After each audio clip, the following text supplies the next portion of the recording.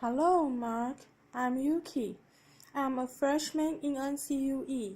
My student number is S0441042.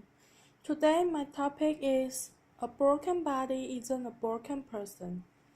Life is about opportunities, creating them and embracing them. And for me, that was the Olympic dream. That's what defined me. That was my bliss. As a cross-country skier and member of the Australian ski team, headed towards the Winter Olympics, I was on a training bike ride with my fellow teammates. As we made our way up towards the spectacular Blue Mountains west of Sydney, it was the perfect autumn day. Sunshine, the smell of eucalypt and a dream. Life was good. We'd been on our bikes for around 5.5 hours when we got to a part of the ride that I loved. And that was the hills, because I love the hills. And I got up off the seat of my bike, and I started pumping my legs. And as I sucked in the cold mountain air, I could feel it burning my lungs, and I looked up to see the sun shining in my face. And then everything went black. Where was I? What was happening? My body was consumed by pain. I'd been hit by a speeding utility truck with only 10 minutes to go on the bike ride. I was airlifted from the scene of the accident by a rescue helicopter to a large spinal unit in Sydney. I had extensive and life-threatening injuries. I had broken my neck and my back in 6 places. I broke 5 ribs on my left side. I broke my right arm. I broke my collarbone. I broke some bones in my feet. My whole right side was ripped open, filled with gravel. My head was cut open across the front, lifted back, exposing the skull underneath. I had head injuries. I had internal injuries. I had massive blood loss. In fact, I lost about 5 liters of blood, which is all someone my size would actually hold. By the time the helicopter arrived at Prince Henry Hospital in Sydney, my blood pressure was 40 over nothing. I was having a really bad day. For over 10 days, I drifted between 2 dimensions. I had an awareness of being in my body, but also being out of my body, somewhere else, watching from above as if it was happening to someone else. Why would I want to go back to a body that was so broken? But this voice kept calling me. Come on, stay with me. No, it's too hard. Come on, this is our opportunity. No, that body is broken. It can no longer serve me. Come on, stay with me. We can do it. We can do it together. I was at a crossroads. I knew if I didn't return to my body, I'd have to leave this world forever. It was the fight of my life. After 10 days, I made the decision to return to my body, and the internal bleeding stopping. The next concern was whether I would walk again, because I was paralyzed from the waist down. They said to my parents, the neck break was a stable fracture, but the back was completely crushed. The vertebra at L1 was like you'd dropped a peanut, stepped on it, smashed it into thousands of pieces. They'd have to operate. They went in. They went in. They put me on a beanbag. They cut me, literally cut me in half. I have a scar that wraps around my entire body. They picked as much broken bone as they could. They had lodged in my spinal cord. They took out two of my bone ribs, and they rebuilt my back. L1. They rebuilt it. They took out another broken rib. They fused T12, L1, and L2 together. Then they stitched me up. They took an entire hour to stitch me up. I woke up in intensive care, and the doctors were really excited that the operation had been a success because at that stage I had a little bit of movement in one of my big toes. And I thought, great, because I'm going to the Olympics. I had no idea. That's the sort of thing that happens to someone else, not me, surely. But then the doctor came over me, and she said, Jenny, the operation was a success, and we've picked as much bone out of your spinal cord as we could. But the damage is permanent. The central nervous system nerves. There is no cure. You are what we call a partial paraplegic, and you all have all of the injuries that go along with that. You have no feeling from the waist down, and at most, you might get 10 or 20% return. You will have internal injuries for the rest of your life. You will have to use a catheter for the rest of your life. And if you walk again, it will be which calipers and a walking frame. And then she said, Jenny, you will have to rethink everything you do in your life, because you're never going to be able to do the things you did before. I tried to grasp what she was saying. I was an athlete. That's all I know. That's all I'd done. If I couldn't do that, then what could I do? And the question I ask myself is, if I couldn't do that, then who was I? That moved me from intensive care to acute spinal. I was lying on a thin, hard spinal bed. I had no movement in my legs. I had tight stockings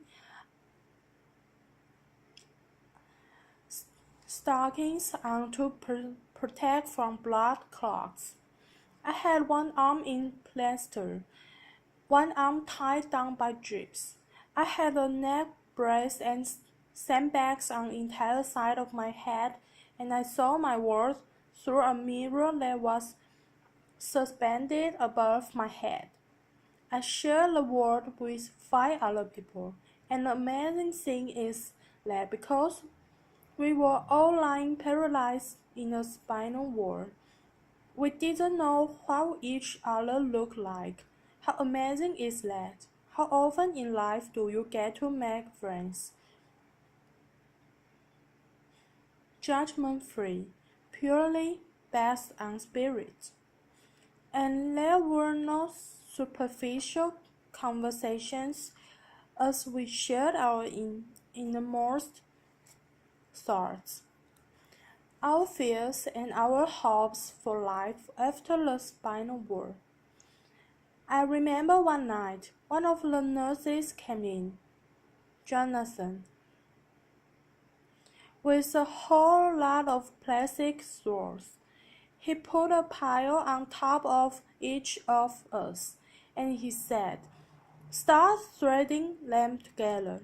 Well, there wasn't much else to do in the spinal world, so we did. And when we'd finished, he went around slightly, and he joined all of the straws up till it looped around the whole world. And then he said, "Okay, everybody, hold on to your straws." And we did. And he said, "Right, now we are all connected." And as we held on, and we breathed as one, we knew we weren't on this journey alone. And even lying paralyzed in the spinal world, there were moments of incredible depth and richness, of authenticity and connection that I had never experienced before. And each of us knew that when we left the spinal world, we would never be the same. After 6 months, it was time to go home. I remember Dad pushing me outside in my wheelchair, wrapped in a plaster body cast, and feeling the sun on my face for the first time. I stood it up and I thought, how could I ever have taken this for granted? I felt so incredibly grateful for my life. But before I left the hospital, the head nurse had said to me, "Jenny, I want you to be ready, because when you get home, something's going to happen." And I said, "What?" And she said, "You are going to get depressed." And I said, "Not me, not Jenny, the machine,"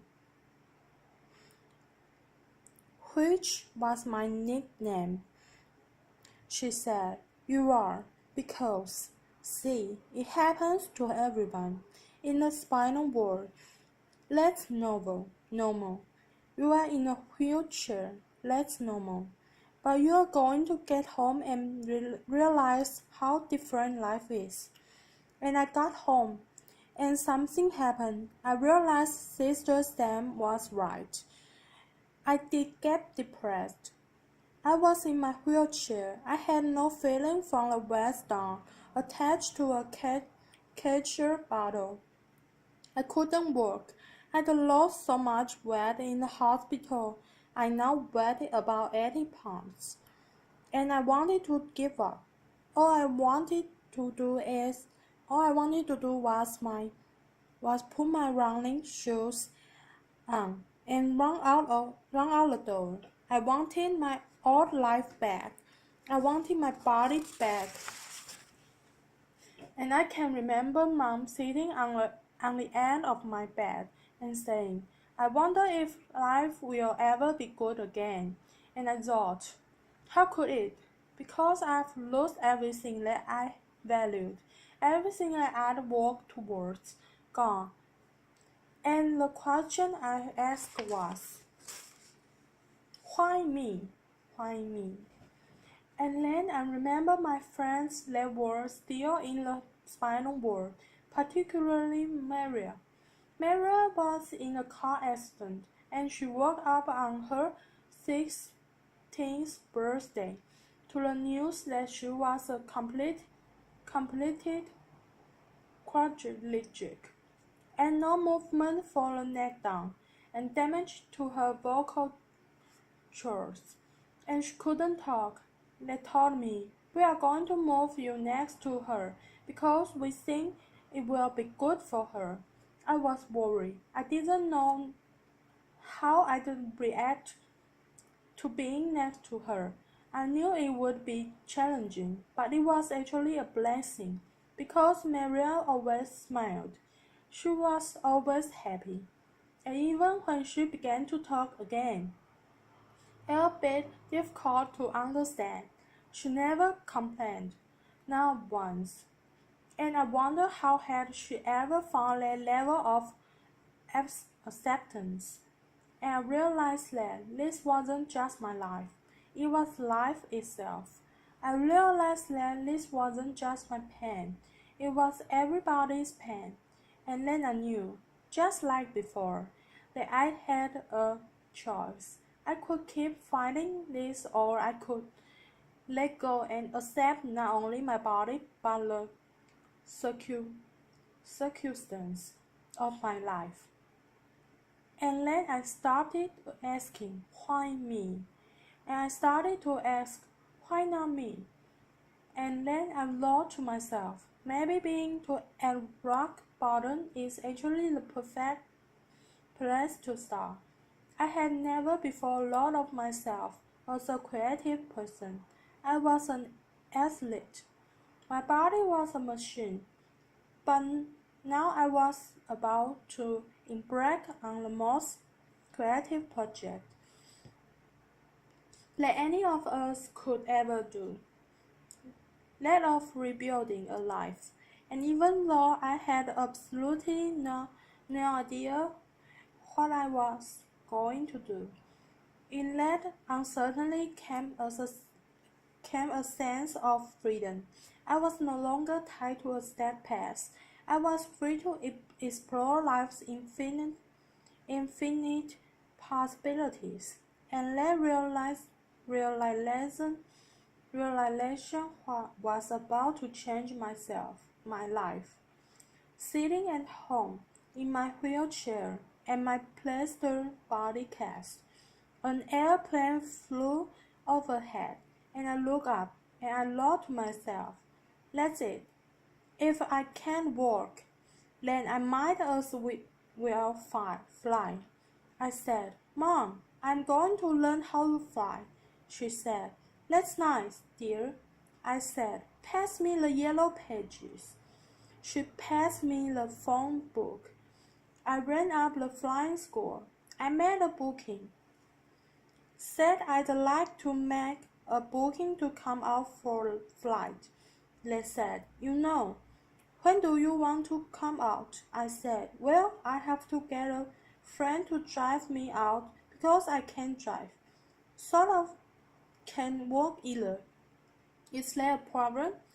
I made a booking, and weeks later my friend Chris and my mom drove me out to the airport. All 80 pounds of me, covered in a plastic body cast, in a beige pair of overalls. I can tell you, I did not look like the ideal candidate to get a pilot's license. I'm holding on to the counter because I can't stand. I said, hi, I'm here for a flying lesson. And they took one look and ran out the back of Joshua's drawers. You get her. No, you take her. Finally, this guy comes out. He goes, hi, I'm Andrew. I'm going to take you flying. I go, great. And so they drive me down. They gave me all the tarmac. And there was this red, white and blue airplane. It was beautiful. They lifted me into the cockpit. They had to slide me up onto the wing, put me in the cockpit. They set me down. There are buttons and dials everywhere. I'm going, wow, how do you ever know what all these buttons and dials do?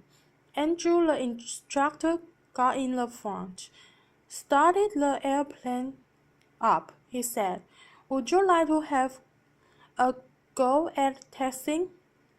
That's when you use your feet to control the rubber pedals to control the airplanes on the ground.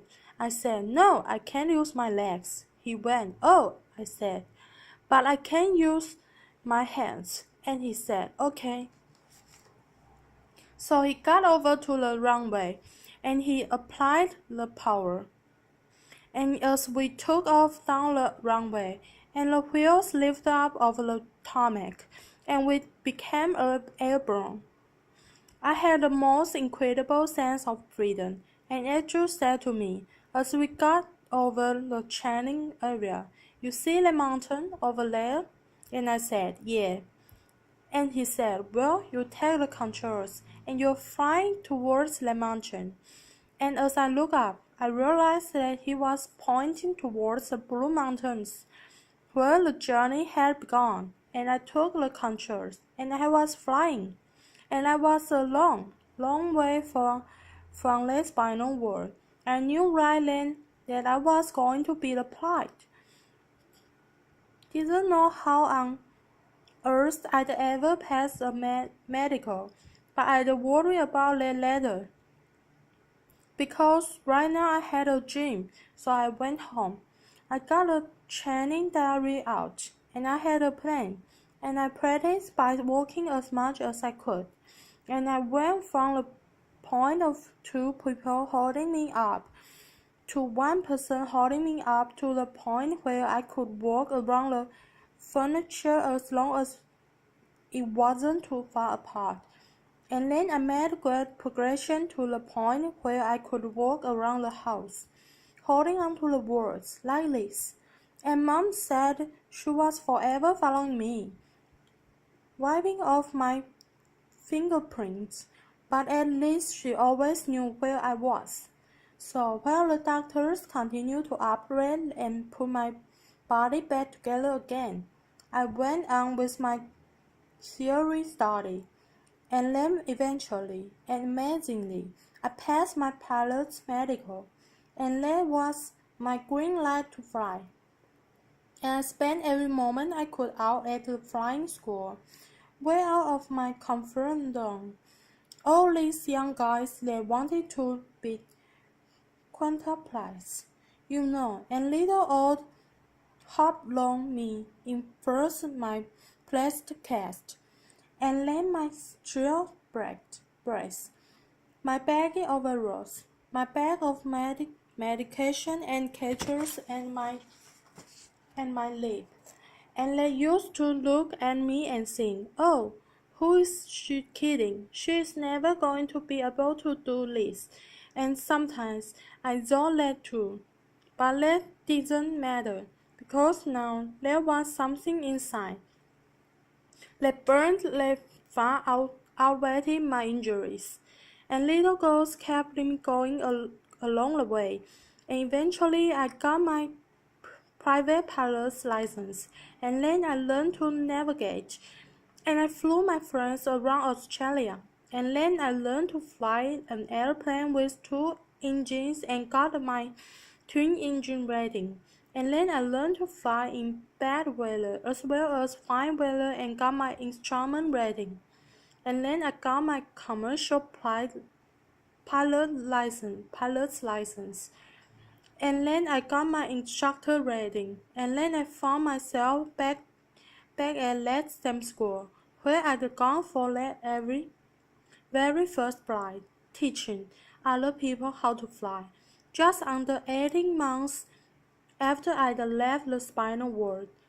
And then I thought, why stop there? Why not learn to fly upside down? And I did, and I learned to fly upside down and became an aerobatics flying instructor, and Mom and Dad never been up. But then I knew for certain that although my body might be limited, it was my spirit that was unstoppable. The philosopher Lao Tzu once said, "When you let go of what you are, you become what you might be." I now know that it wasn't until I let go of who I thought I was that I was able to create a completely new life. It wasn't until I let go of the life I thought I should have that I was able to embrace the life that was waiting for me. I now know that my real strength never came from my body, and although my physical capabilities have changed dramatically, who I am is unchanged. The bright light inside of me was still a light, just as it is in each and every one of us. I know that I am not my body, and I also know that you are not yours, and that it no longer matters what you look like, where you come from, or what you do for a living. All that matters is that we continue to fan the flame of humanity by living our lives as the ultimate creative expression of who we really are, because we are all connected by millions and millions of stars. And it's time to join those up and to hang on. And if we are to move towards our collective bliss, it's time we shed our focus on the physical and instead embrace the virtues of the heart. So raise your straws if you'll join me. Thank you. Thank you.